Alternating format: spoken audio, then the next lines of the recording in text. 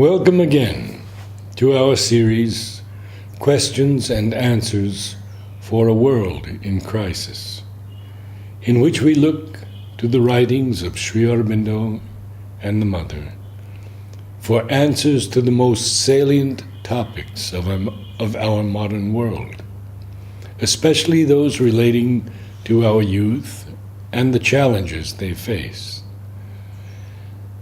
Recently, I addressed the students at a well-respected university in India, and a number of them said their main problem was laziness. This, then, is the topic for today. The Mother.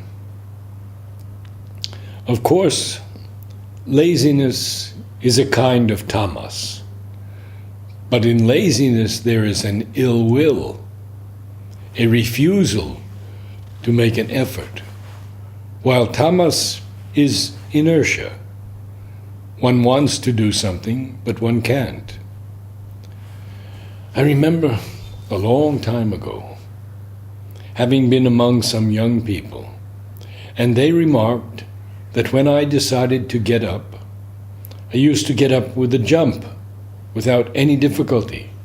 They asked me, "How do you do it?"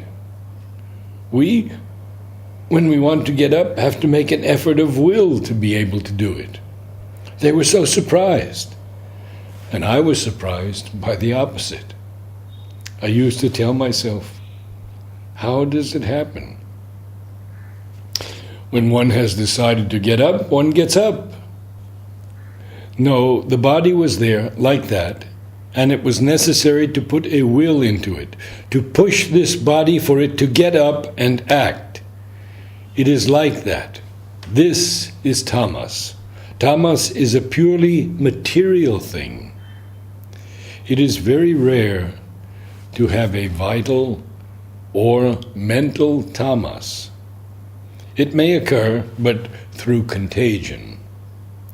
I believe it is more a tamas of the nerves or the brain than vital or mental tamas. But laziness is everywhere, in the physical, the vital, the mind. Generally, lazy people are not always lazy, not in all things.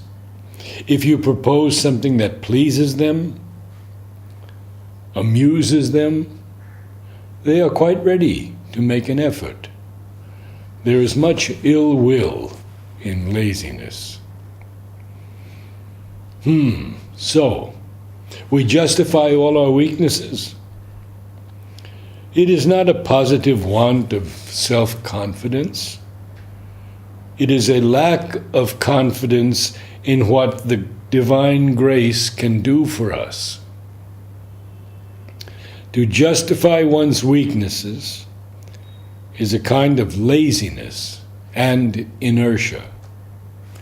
Well, when one doesn't want to make an effort to correct oneself, one says, "Oh, it is impossible. I can't do it. I don't have the strength. I am not made of that stuff. I don't have the necessary qualities. I could never do it." It is absolute laziness.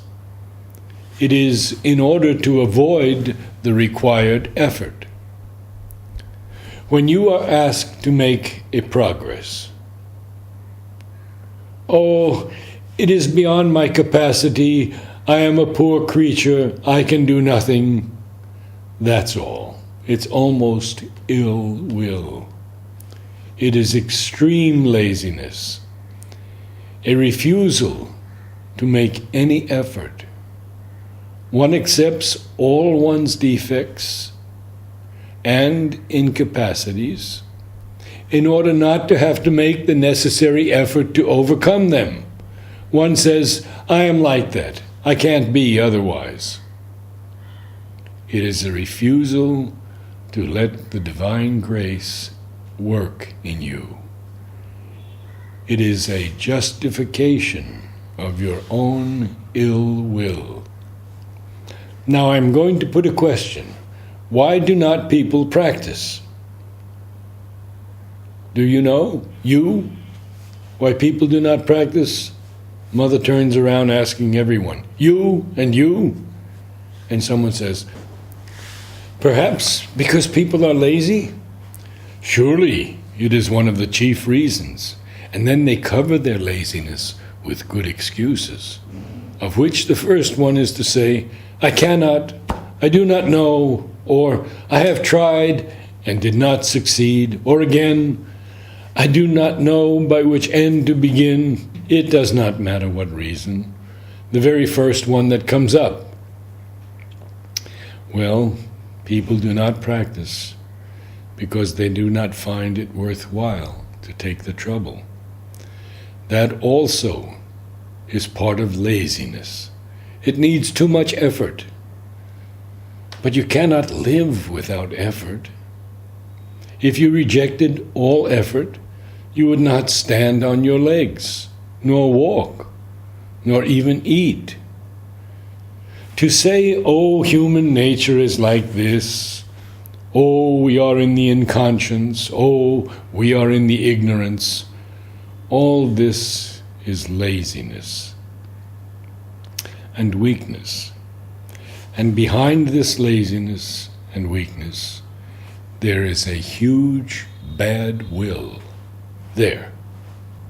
This is all nonsense. We have not to busy ourselves with the next life, but with this one, which offers us, till our very last breath, all its possibilities.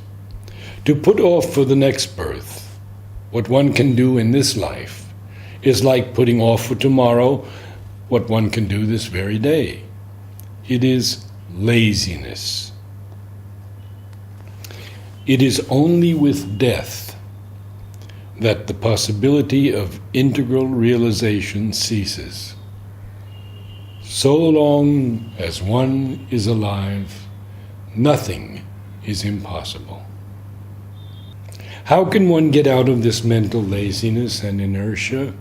Mother, by wanting to, with persistence and obstinacy, by doing daily a mental exercise of reading, organization, and development.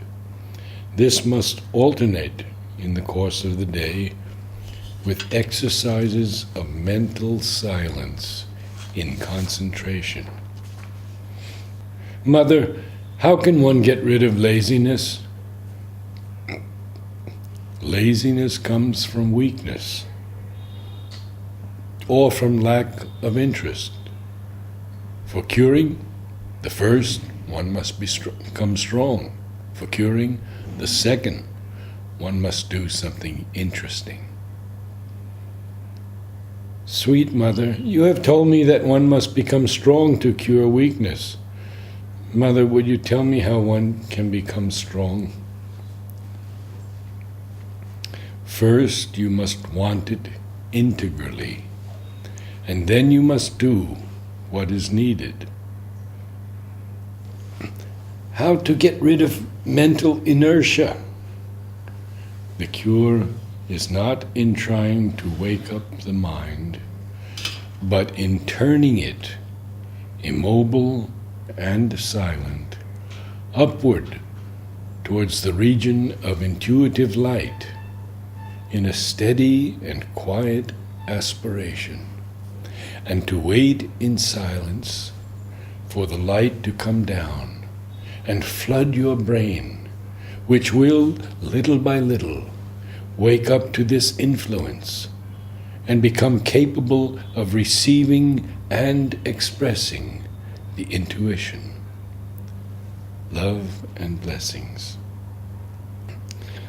But there are many who think that they have surrendered and tell you, I no longer do anything myself. I have given myself to the divine.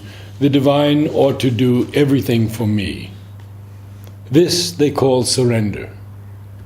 That is to say, it is a movement of laziness and tamas, which doesn't want to make any effort and would very much like the divine to do everything for you, because that is much more comfortable. To sit down in an inert passivity and say, if I must have faith, I shall have it. The divine will give it to me, is an attitude of laziness, of unconsciousness, almost of bad will. For the inner flame to burn, one must feed it. One must watch over the fire, cast into it the fuel of all errors that one seeks to throw off, all that delays the advance, all that obscures the path. If you do not feed the fire, it smolders under the ashes of your unconsciousness and your inertia. And then it is not years, but centuries and lives will pass before you arrive at your goal.